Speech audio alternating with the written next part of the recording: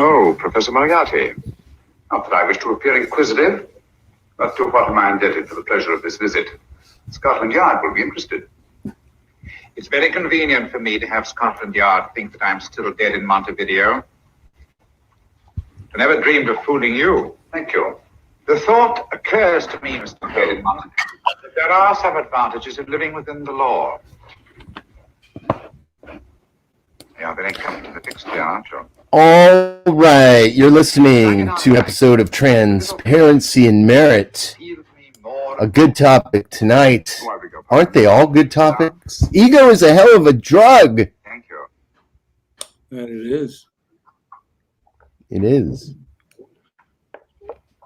As we're watching The Woman in Green, it's a movie about hypnosis. You remember those old hypnosis movies? Everything that I have to say to you is already crossed your mind.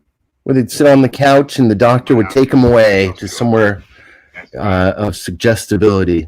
What do you think? Yeah, I remember things like that. I don't know how true that is, by the way. No proof, you know. I am one that does You not. just said it right there. No proof, you know. That's why this movie is so great. A lot of good clues in there, and they tell you the truth. Being under a state of suggestibility is just more trickery, but it's super important. It's where a lot of people find themselves these days, under a constant state of hypnosis. So, you want to go ahead and give like a lead in here to ego?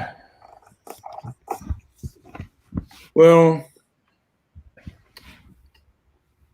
I'm under the belief that if we lose our ego, because we build up a lot of walls, and we have a lot of our ideas based on our ego, and maybe we can't get real, and now we are facing a potential crisis on our hands, the likes of which I think are like Americans in the world's years of existence, they've never seen before. At least in the West. I mean, we're seeing right now where grocery stores aren't becoming stocked, and food banks. I'm reading where food banks aren't able to supply food. So we're looking at pandemics. And we're looking at this pandemic where people can get sick, and we're also looking at shortages of supplies. And it certainly does, give one concern. And I think to a degree, the one thing about this pandemic is when things start to get real, human beings are going to get real, and they're going to lose perhaps their ego.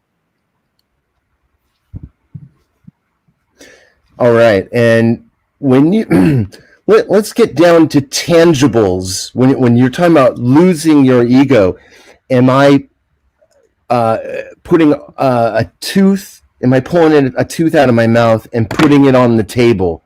What does it mean to lose an ego? How does that look? What does that look like to you?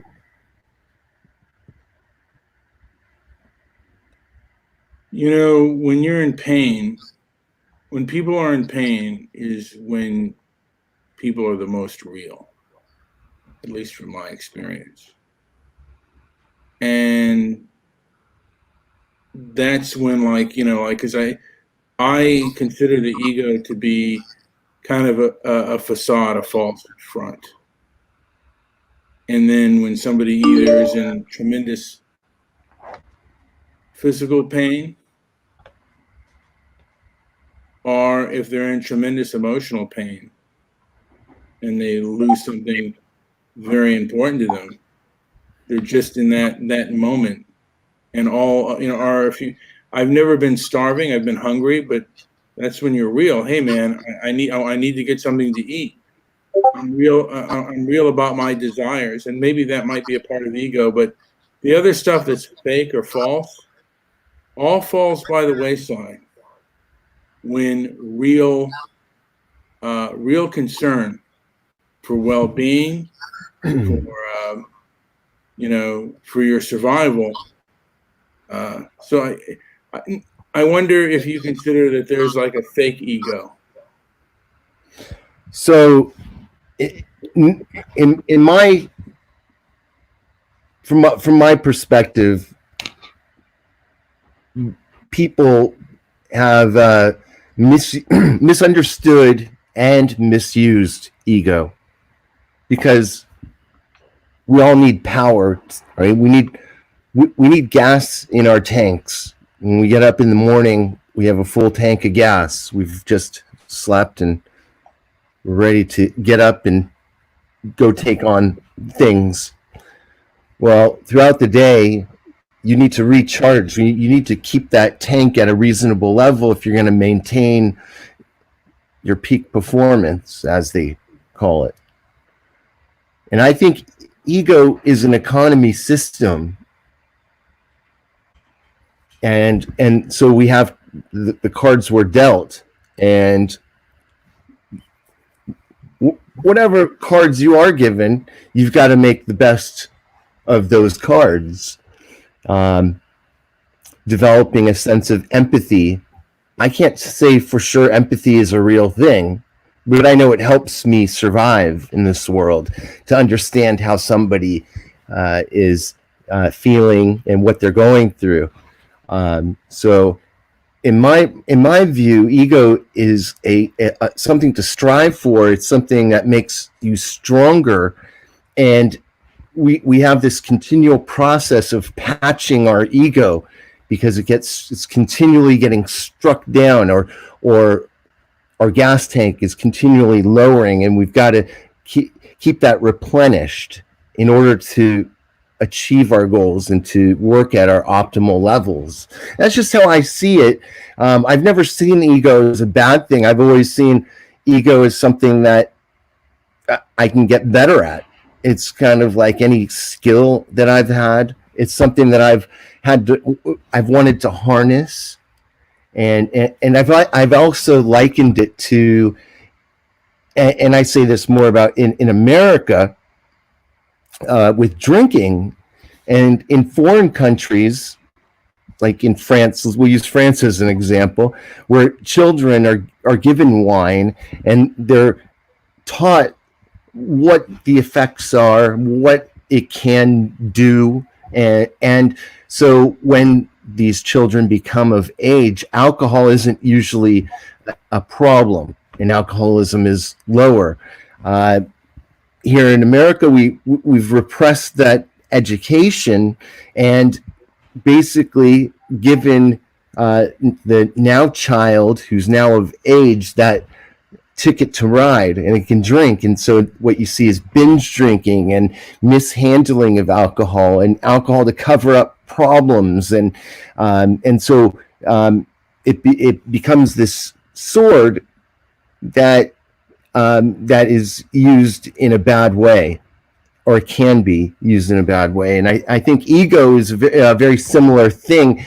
If you're not taught, not you, but if people aren't taught about what ego is and what those powers can do for you, and they gain ego by whatever means, and and I see it all the time. People can easily abuse ego just like they can abuse alcohol. You have any thoughts on that?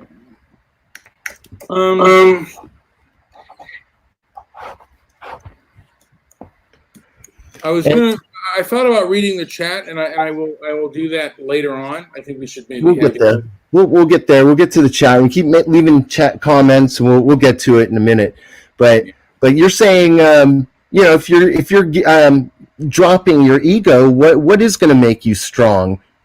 If you're dropping ego, what is it that's going to make you strong? Maybe there's a healthy ego and an unhealthy one. I just know between my two parents, My father's ego for the longest amount of time, my two deceased parents. My father for the longest amount of time could never really drop his ego, and like really, I mean, he'd apologize on occasion, but for the most part, he never really wanted to let go too much of his ego, thinking that he was right, and he always defended his behavior. Whereas my mom would actually, thinking about it, she never did really as well, but she would at least listen to me, and she would give in far more than my father, whom I always saw as a person with a bigger ego and less willing to bend to what was. I mean, like he parented by his ego. I always felt it wasn't what was right or wrong; it was about what he thought was right, and not only what he thought was right, but like his ego, what his ego thought was right, more than what he thought was right, and he judged and looked into it. It was more his ego, and it wasn't until like he was like close to death and bedridden where he kind of lost that facade for the first time, and there became a level of reality to him that was not there in previous years. Not even the loss of his wife could he. I mean, part of his ego started to wane when he lost his wife, my mother, and then like there was just a small moment, and then he went into survival mode because he was bedridden. But there was a small moment where he lost all pretense, and he was like, I did a lot of wrong things. Maybe it's because he had that time to himself and time to reflect. And, spending time by myself. But that took a level of strength to come to those terms and express it. And that's a form of ego.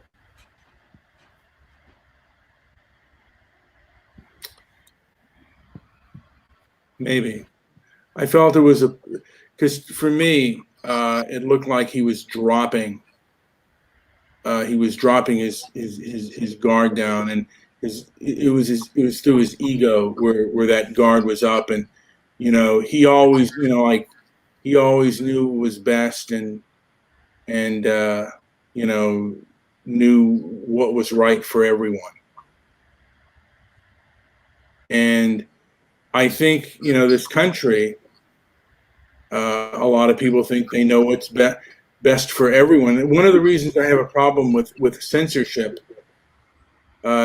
is it allows people that aren't censored, who believe in the narrative, it gives them a sense of ego, and they don't get that challenged.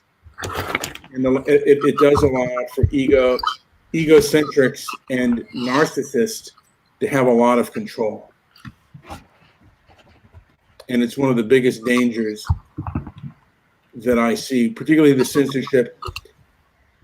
censorship along social media lines. I see a lot of authoritarianism, and I see a lot of egocentric behavior. Because when you can, to me, when you can't be questioned and you won't allow people to question you, that is kind of a form of or a characteristic of narcissism that I see. Narcissism, though, is different from ego. Again, there's abuse of ego, and there's healthy ego. And these are classic examples of an abuse of ego. If you go through your home where you live and you identify everything that upsets you, that's going to give you strength. That's going to fill that gas tank up. That's going to boost your ego. It's going to make you stronger. if you, and I'm saying that for not you as an example, I'm just saying these are the inventories. The inventory of my life is something I'm continually mulling over, and to accept that, because I'm never going to be one where I came to the realization nobody's going to just give me an ego, or give me something that's going to make me an ego driven person. I'm continually striving to be stronger at whether it's communication or organization or health. And to me, all of these things require enough.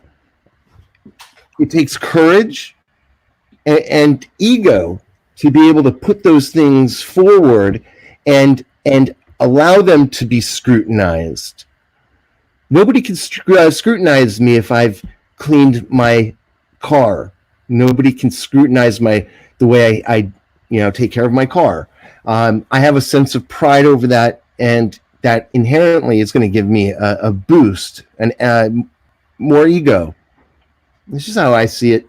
We can see it from different points of view, but it seems like why look at ego as a glass half empty? Where did you adopt that line of thinking that it was a negative thing, when we all need drivers in our life to be able to show others around us that we care enough to share thoughts and ideas. There is a part of me that believes that a person has to perhaps be broken down so they can cut through all the bullshit.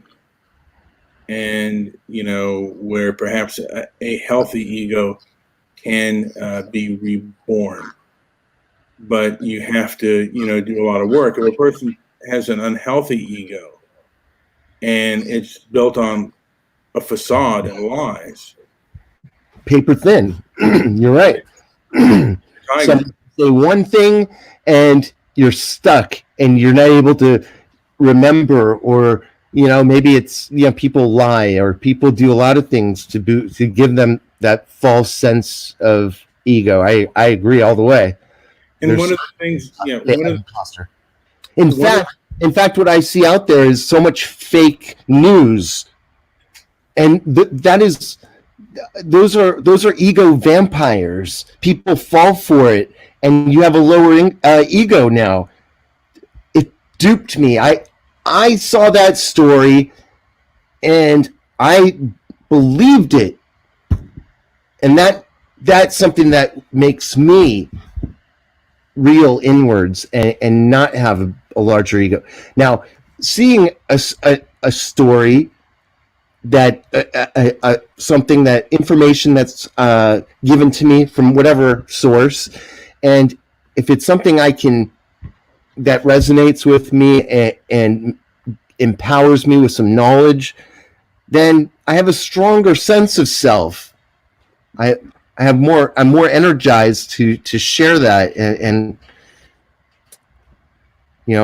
advertising is super important. What is advertising?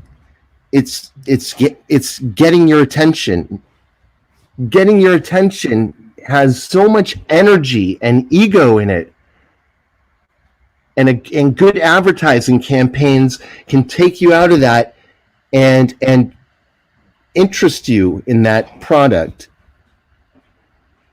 That's why advertising is such an important part of our culture. I mean, it has been.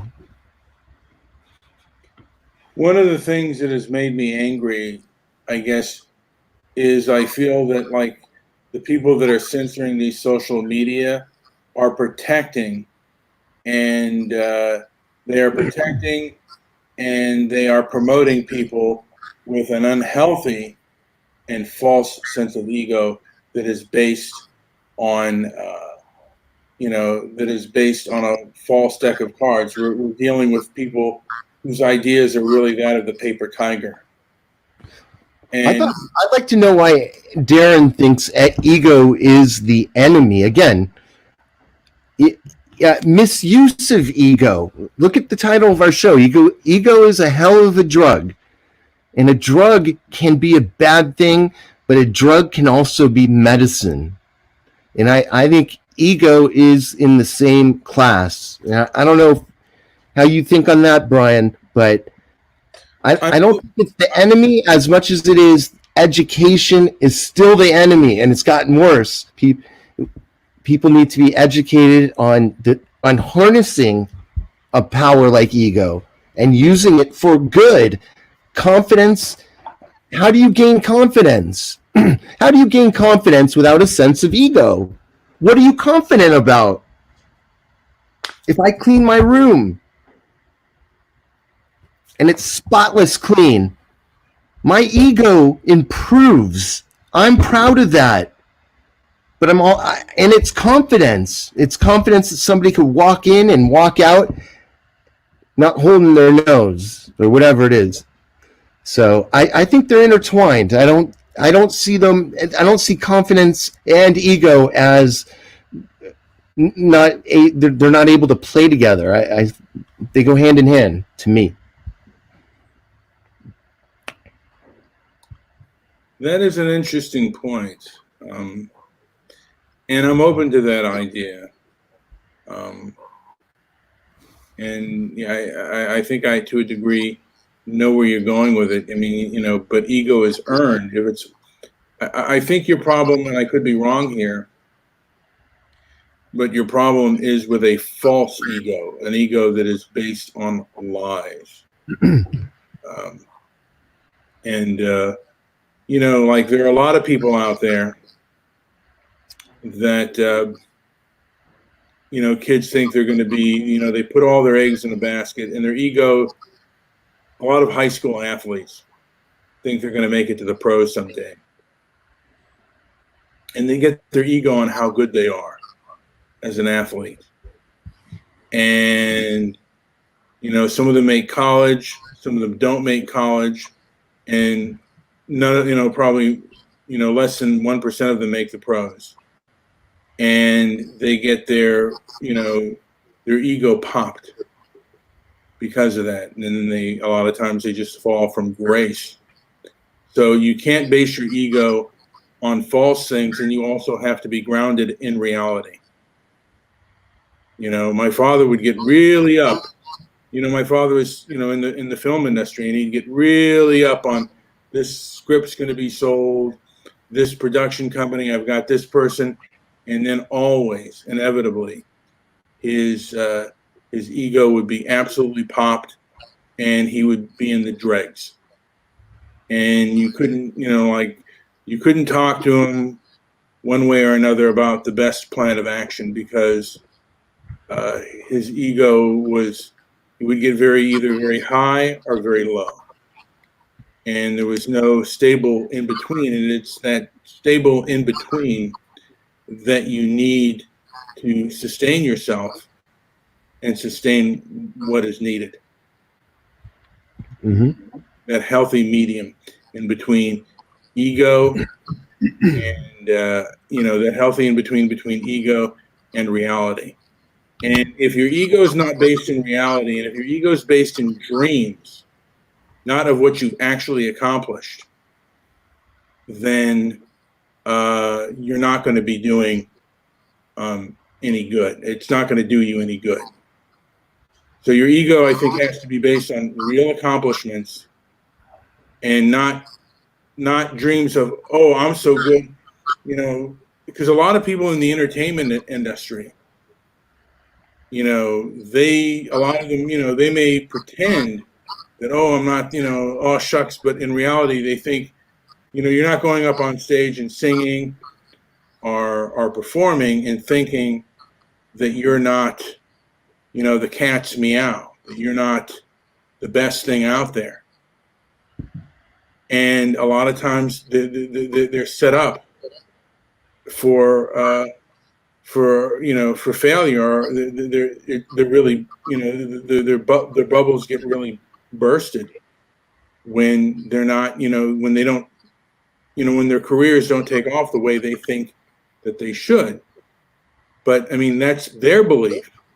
They believe they're the best person out there. They believe they're the best singer, the best comedian, the best actor. And, these top agents and whatever don't see it that way. And you got to get an ego from something else. And it can't, the past is dead and the future is imaginary. So I think perhaps living in the present, and getting your ego in the times like, hey, I'm going to do this, and afterwards I'm going to feel good, but I still have to do some more tomorrow. And perhaps never settling might be the best thing. Continue to keep your gas tanks full, I say. Yeah, and keep grounded in reality. And whatever you do, for me, I think making it a hobby, like I look at this as a hobby, and if I make money, it's a bonus, but I have enough money and enough savings where, where if it doesn't go through, I haven't basically, spent all my money and then I'm destitute. I've come forward through the other side. The one struggle I have for me, being a diabetic, is my food intake and my improper food intake. And if I could control that, I could probably control other things as well. But everything at this moment is settled on my food and my health. Is your willpower being tested because of what's going on now? Are you having trouble fasting, or are you able to do willpower has always been tested for quite some time has been tested. But my willpower has been tested even more. I think it's exacerbated the fact that I am a compulsive overeater, and I do destructive overeating because I shouldn't have any sugar, and I have sugar every night, and I can't help it. It just it is a craving that comes over me, and I can't stop. I'm going to go to the store and I'm going to buy what I desire. And if that desire is for sweet stuff, I'm going to do just that. So I'm going to post this definition here of ego. The self, especially as contrasted with another self or the world. So I don't see how the self would be the enemy. Again, that to me is dangerous thinking. If you're looking at yourself and calling it the enemy, what exactly are you saying?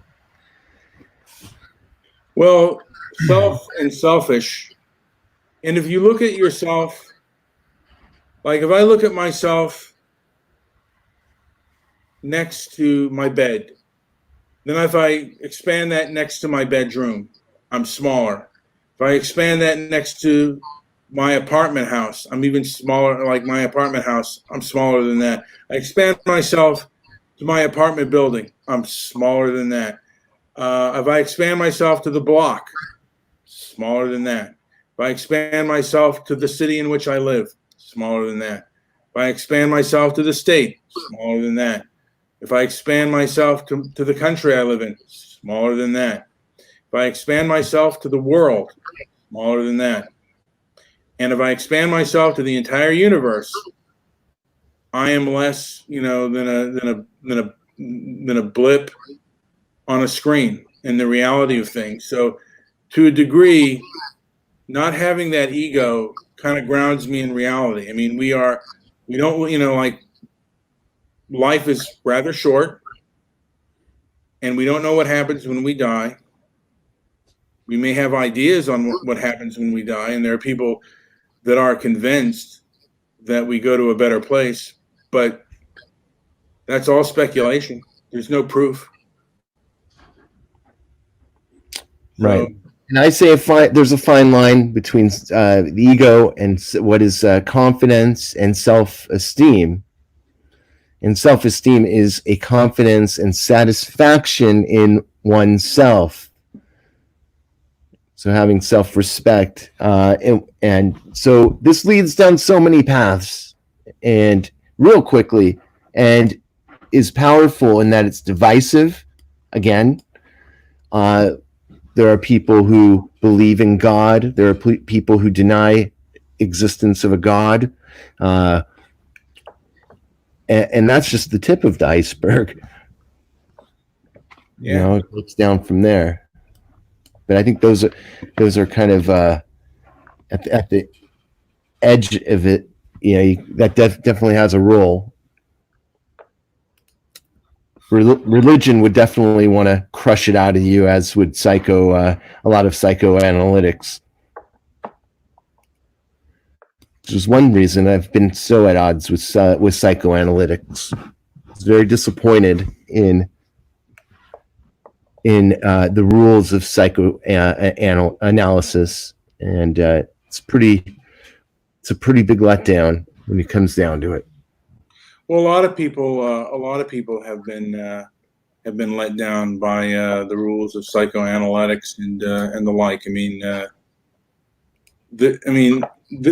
there's a religion. I mean, Scientology has been completely against it, and I don't even know if they're right or not. But you know, sometimes psychoanalytics can probably be just as cultish as Scientology has been accused of being.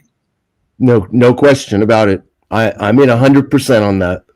You know, and some of that perhaps is controlled by people who have an ego, and they don't want to lose their money or their job or their challenging the status quo. Because at times when you challenge the status quo, you stand the chance of getting backlash, and particularly if you become too large.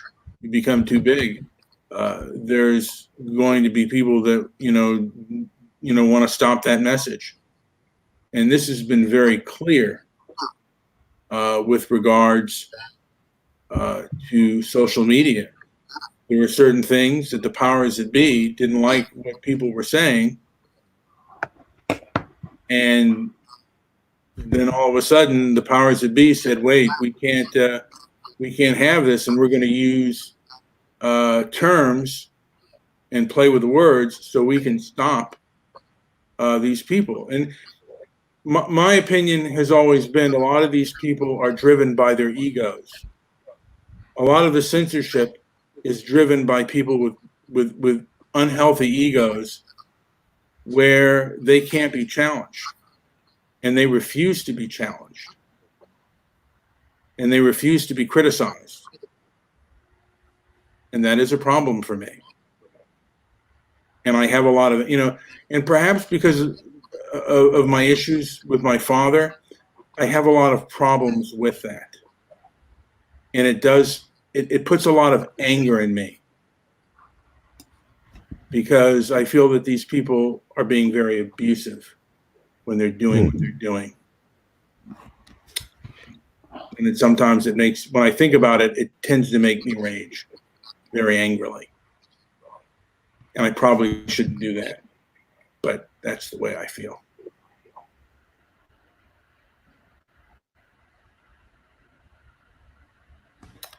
And as I'm looking, should we look at this chat board here? Let's look at the chat. Anything? Well, we've been kind of keeping eyes on it. I appreciate the comments with Darren and Mr. White. Mr. Midnight Movie is Ant-Man. Yeah. I got a laugh. That made me laugh. And Debbie Daly is in on at the same time. Debbie, those who are just listening to this, Debbie Daly is a person that we've been listening to and been around for quite some time. And normally I would go to that, but We had planned to do this show beforehand, and I just didn't want to stop doing that. And I think we'll do a show with her later on. But Joe had work to do, and I think, we both agreed that this was a good topic and a good issue. And I've learned a few things. I don't know if I'm going to concede that the ego's, well, I'm going to look into the fact I think it's something to look into it. I have a great book to give you. I think if you even flip through it and read parts of it, you might get some more. You get something out of it, because it's not telling you how to think. It's just It's explaining this point of view, and I think you should read it. It's really good. Joe, you've been able to change my way of thinking on this to a degree. That I appreciate. Careful. You have to be careful to identify fragile and identifying fake ego, because that is important. And I think there's important aspects to be learned all around, because, I think we can all be fooled. We can all, but I always say, if I keep my guards down, there's an ego thief or an ego vampire waiting to eat my last semblance of confidence or pride or ego when it comes to something. So I try desperately to learn more about this and to hear what other people are saying about it. It's kind of something I've thought on for a while, though. I want to point out that you mentioned false and fake ego. And I think, I can only speak this through my father and other people, but a lot of times, because the show is ego is a hell of a drug. A lot of times when people have that false and fake ego, and let me just go back. Darren has mentioned that the fast. I've tried fasting, but I'm laughing at that right now. I've tried the 7. It's easier said than done, and I just get the cravings when I fast. I get the cravings, and I've done it, but right now, for whatever reason, it's not coming through. But let me get back to the false ego. A lot of times, that kind of ego is a drug, and a lot of times, people want to rip that ego off like a drug addict. They want to just tear that ego down and rip it down, and a lot of us want to do that. I for one have had that desire. The thing is, like a drug addict, if you try to get between them and their drugs, they will fight you like hell, and that's not always the best tactic. But we all get pissed off, because people with big egos people with false sense of egos are going to piss you off. And a lot of times the best tactic is to walk away. Sometimes you have to fight, but in reality, the best thing to do is to walk away. And I should follow my own advice, because I get these things on Twitter, and they'll try to hurt you. Like, they'll try to at least get you kicked off the platform, if not actually hurt you. So sometimes the best thing to do is not to engage, because they're just drug addicts. A lot of these falsified egos, and particularly people who become famous through their false ego, they're not gonna let you take that mask off. It's glued on tight, and if you attempt to it, it's like you're taking their property, you're taking what they love the most, and they will hurt you. Is anybody doing that to you right now? Me? Yeah. I'm not. You know what? I'm not that powerful. Wait a second here. I think somebody is making a lot of people wear masks right now.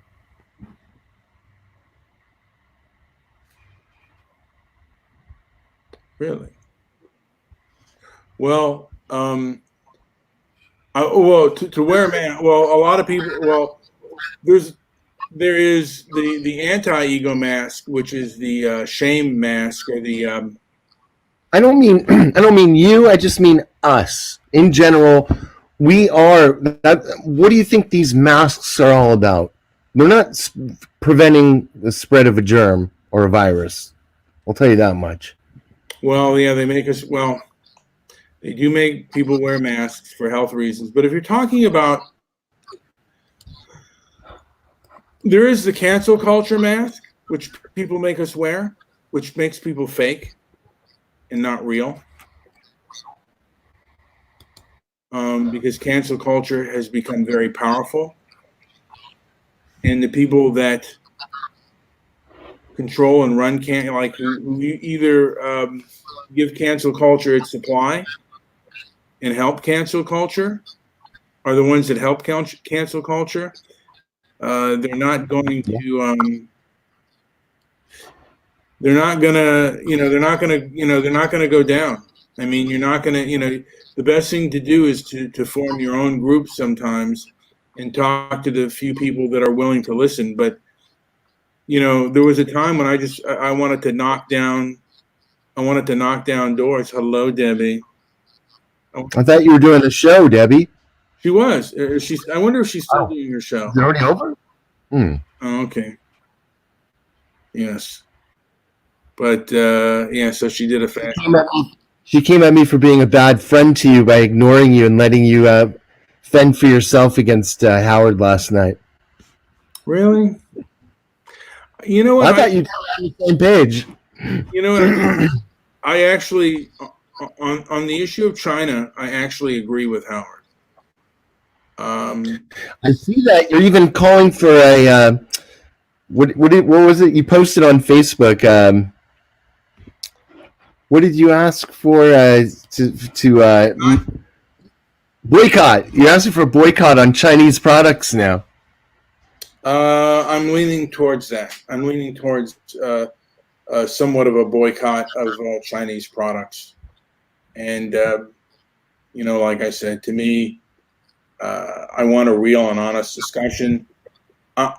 I'm not delusional to think that there are people that even want that. They're stuck in their delusion, their ego, their false ego is stuck in that, and they're not going to engage. Are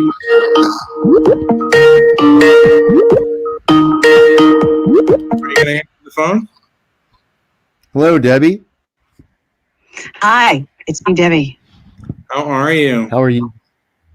Am I interrupting something? Are y'all on topic or what? No, we were on topic. We had just fallen off after a good 30 minutes of ego talk. Well, of course, and let's just be honest here. We all have egos. So, did you have something to add about ego? Ego. You don't have to. Why did you call in? How about that? Yeah, go ahead. Well, I think that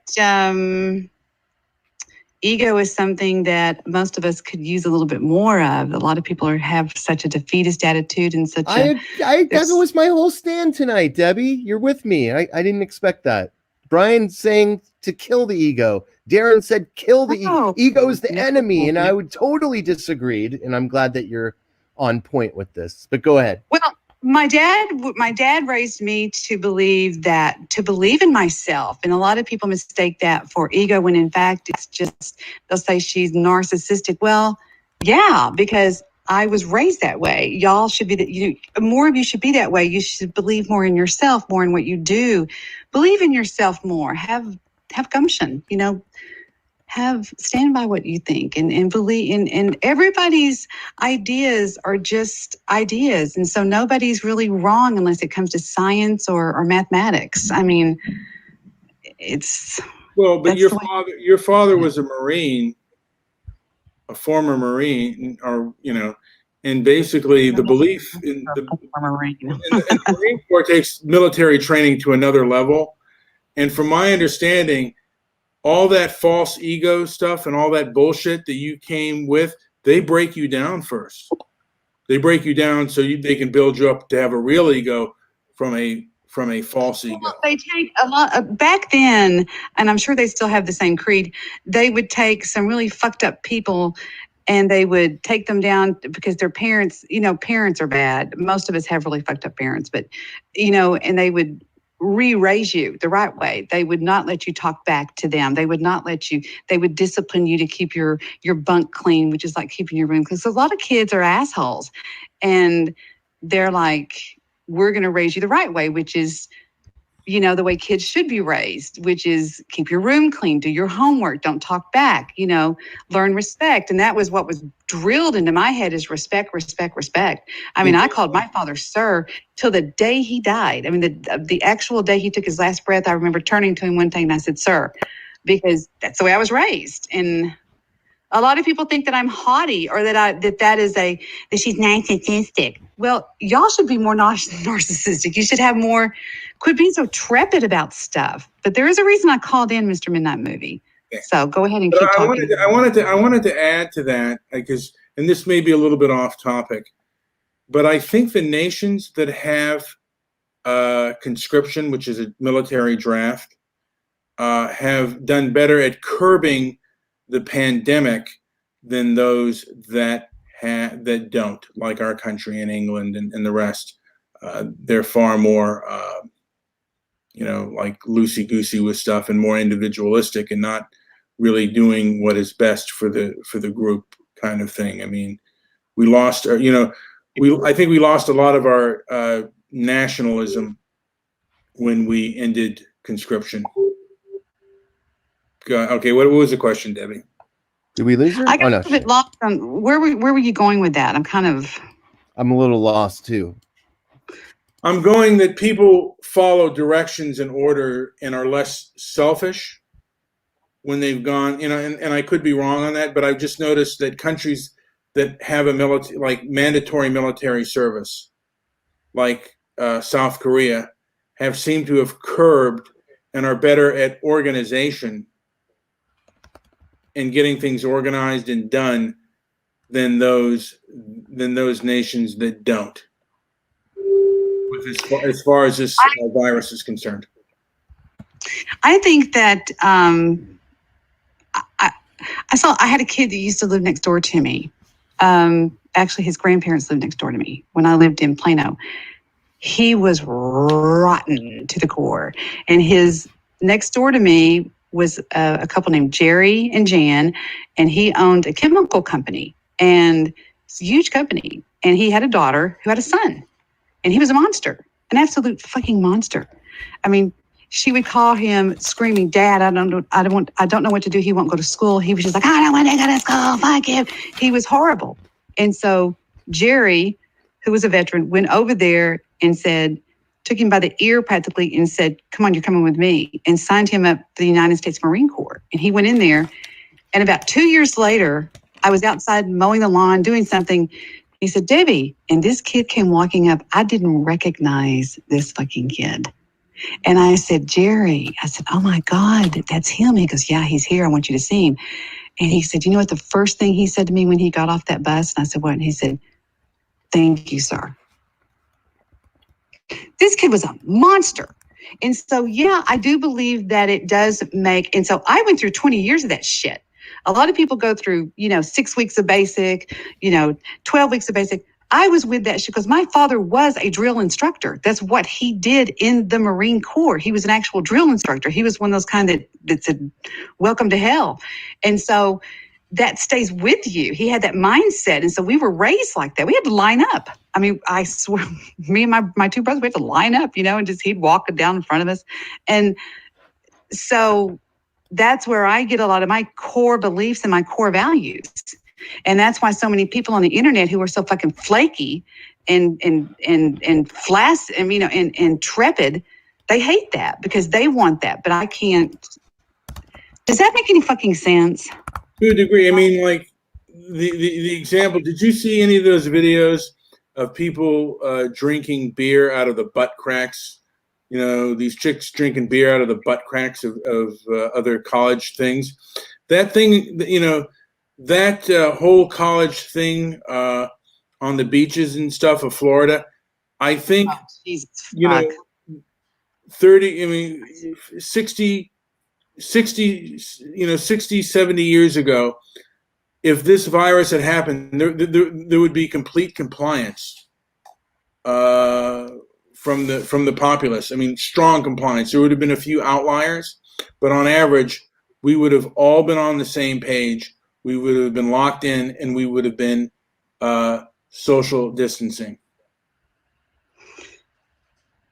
What can you say, Brian? I mean, what can you say about today's youth? I mean, they're nothing like anybody used to be. They're nothing. They're just fucking idiots. Half of them. Thomas Sowell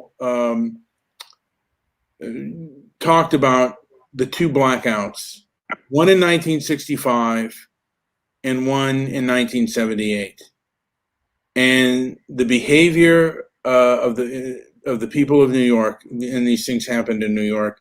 The behavior of the populace was drastically different from 65 to 1978. By the 1970s, America had basically fallen into to disarray, and people were like looting and robbing and everything else during the blackout, during the 1978 blackout, as opposed to the 1965. Now, I think Joe is getting on the tired side. Joe, are you ready to go to Betty Bye, or are you still up? Yeah, I'm working tomorrow. You didn't even let me call about what I was going to. No, do it. I'm not ready. Go. Stop. Tell us. Hush. Go. All right, go ahead, Daddy Debbie. wants to shut up. Okay. I was very disappointed that you allowed the one angry Jew to upset Brian last night. I thought they were together on the topics, to be honest. Shh. Push it down. Okay, push it Curtis. down. Okay. No. I'm sorry, Kurt. Don't make me go and play. Oh, by the way, I'm on my show right now, too. It is. Hi, Debbie World. Yes. Hello, Debbie Yeah, World. talk to my people. They hate your guts. They They hate all of you. But here's the thing. Especially Sunny. I was kind of just JP. Sorry, go ahead. I was repulsed by it, dude. It was horrible. Don't ever Yesterday? do that. Wait. Are you talking about yesterday? Because they were in full agreement, and it disgusted me. They were talking about war and all these ridiculous ideas. He was going, you need to get a gun. And he had that real Go get a serious gun. voice. Yeah, he was, but Brian was with it. I can't. Well, Brian, just hush. We're going to pretend like you're not here. He's not taking this very well. He's upset, clearly. I can see him and hear him, okay? And so I would have said, shut the fuck up. I would have hung up on him. But, don't let him. He's a monster. Well, I'm telling you, Debbie, they were in agreement. I was in agreement. Well, and it was disturbing. I'm hoping that things aren't that bad. He was warning Brian to move out of the city. He's going to get killed by someone. Go get a gun. Declare war with China. I want to read something to you, the Mr. list Midnight. was long. I want to read something to you. Okay, this is from the CDC.gov. Good. In cases where a definite diagnosis of COVID-19 cannot be made, but there is a suspected or likely, it is acceptable to report COVID-19 on a death certificate. I'm telling you, that movie, this is bullshit. It's all a bunch of bullshit. They're blowing up everybody that dies that goes into the hospital. If you have a car wreck and you have a collapsed lung, they're going to put down that it was COVID. Everybody that dies right now is listed as COVID-19. This is from the CDC.gov. If you don't believe me, I'll show you the PDF. And if you're going for getting info from WHO organization, they're monsters. They're monsters. They're monsters. And Trump even said he was ready to defund them starting now. I don't know if he has that power, but he was talking about, that was what he was talking about today. No more money for them. He's done with them. I'm moving very cautiously And I think it's important that we talk about these subjects Mhm. and that we're open to things, because right now this is a serious issue, and we need to hear from all sides on this. And This isn't a serious issue, Brian. This is a joke. Does anybody you know have COVID-19? Is anybody you've ever met? It's a cover story, is what it is.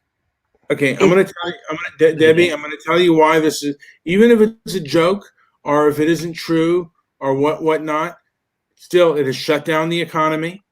It can. I understand that. I totally understand that. But that's, what the fuck are you going to do about that except just grab your ass and. That's a serious issue. The chain of food and everything else. I mean, I live in an apartment. I can't go out and buy my own. I can't go. I mean, I guess I can build like a little plot of dirt, like in my apartment, like and hang it up on the wall and build little seeds. But that's not going to stain Big Me. Well, we have a freezing unit out in our garage that my in-laws gave us, and it's beautiful, brand new, and it's real tall. And I've had Steven over the past 2 weeks go to Sprouts, Tom Thumb, we are loading that son of a bitch up, and we've got enough food right now to take us through the next decade over here. Just be on the safe side with it. I don't trust this economy right now. I think that they made snap judgments about it. They've closed down churches and not liquor stores. Explain that. People need their booze more than they need church. If they shut down liquor stores, there'd be a lot of. Look. I mean, right now, and Darren said it best. And I actually ran into a homeless gentleman, and a lot of these homeless guys are not able to get their drugs because the country is basically shut down. A lot of drugs come. I'm sorry, I just saw what Joe Seeger said in the chat room. Listen to you guys wishing y'all had a blueberry farm. Fucking asshole. No, I understand, Brian. You're not a poor man. I don't care what you say. I think that you're scared because you've been furloughed or waylaid off your job or whatever it is. But you can't be spending shit. I mean, what? Right? You're gonna be fine. Well, I don't. You know what? I mean, there's a lot of. I buy some of Joe's blueberries, by the way. Those sound great. Do you like blueberry pancakes, Joe? I had a blueberry muffin today, but yeah, of course. Reds, don't you go calling idiots, all right? Why are we idiots? Who's easy, idiot? Reds, easy boy, easy girl. Just push it down a little bit. Push it way down. All right. Okay. And I really want you to calm the fuck down, Mr. Midnight Movie. There is nothing. What is the worst that's going to happen? Are you afraid you're going to be like on the streets dragging a little, with a little stick and in a sack with stuff in it? You're just going to be this, with those glasses on and that hat with a cane, walking around. Is that what you're going for here? I mean, is that what you're thinking? Well, I mean, Debbie, I'm dependent on both blood pressure medication and diabetes medication. Are we going to go there? Are we going to start that again? You have elective diabetes. You have self-inflicted diabetes. You know how to stop it. You know how to turn it around. High blood pressure too? You know how to turn it around, Brian. Don't make me go there. Turn it around. Okay. Turn it around. Let's go. Okay, wait a minute. Knowing how to turn it around and being able to. When's Debbie? What's the longest you've been without sugar?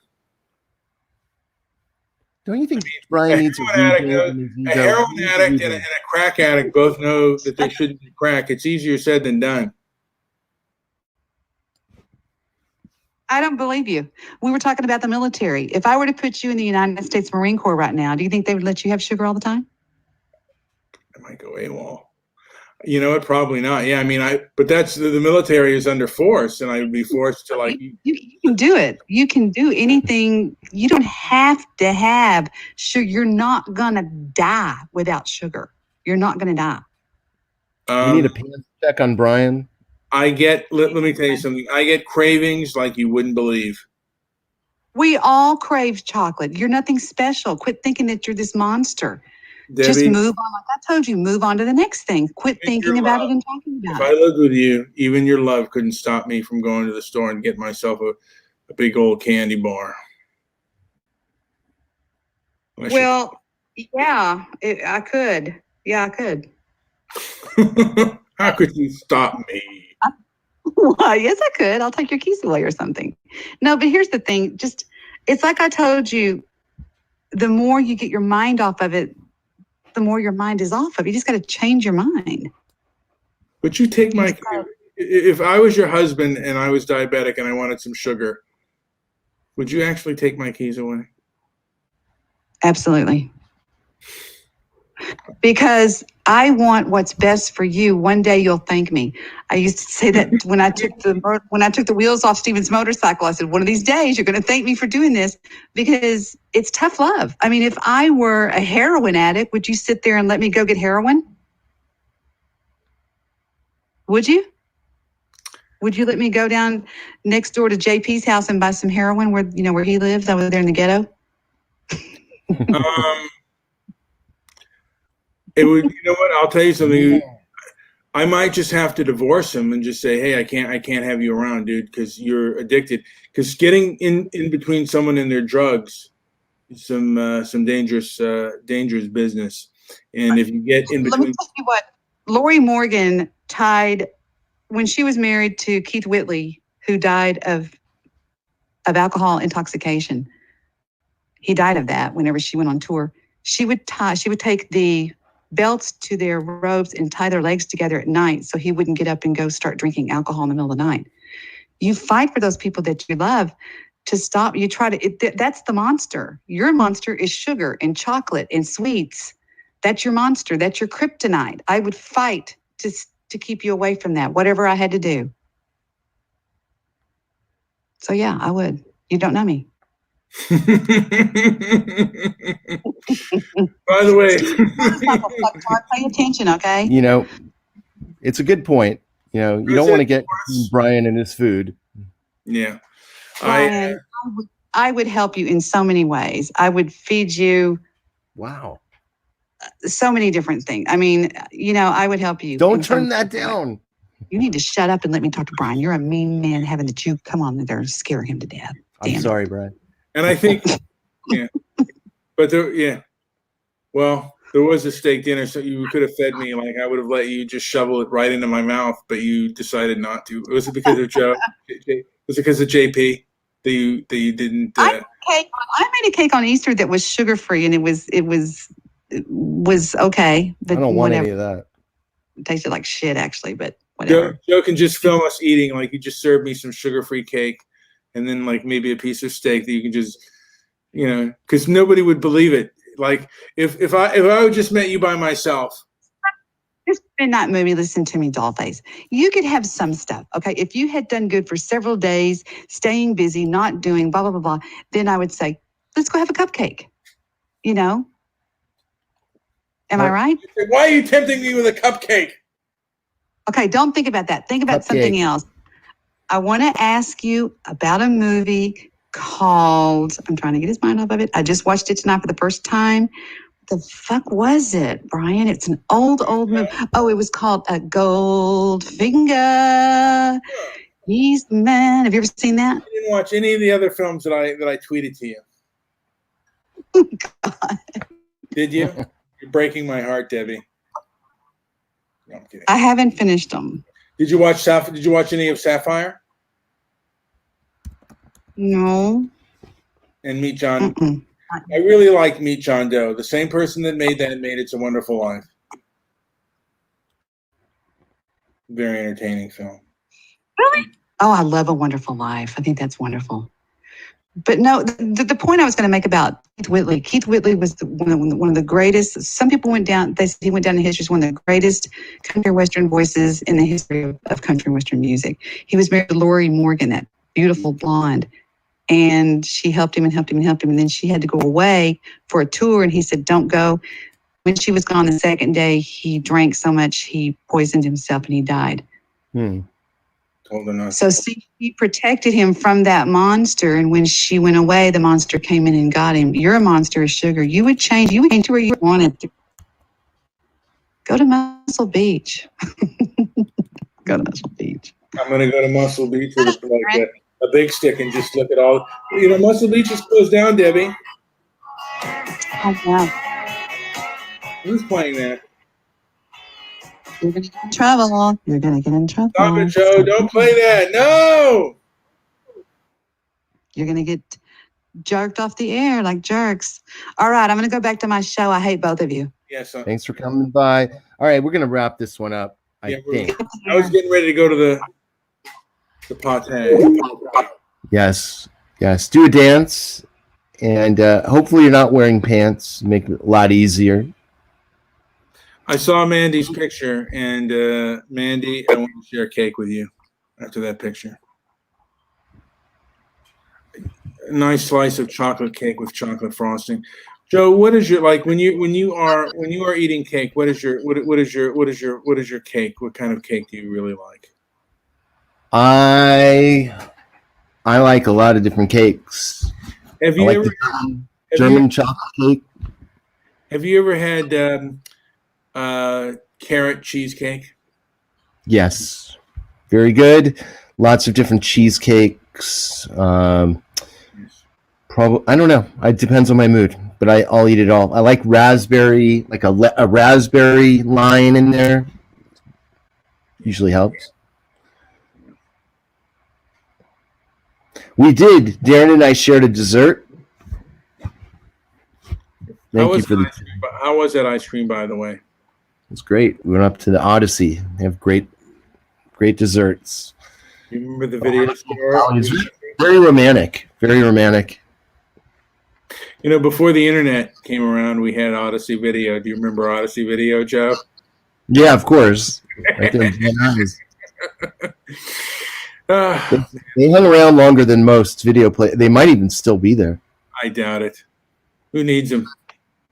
Yeah, they're gone. Okay, we're done. Hey, like and subscribe, and even share it if you get anything out of it. And if you don't, you know what? Can't help you. Thank you for listening. Good night.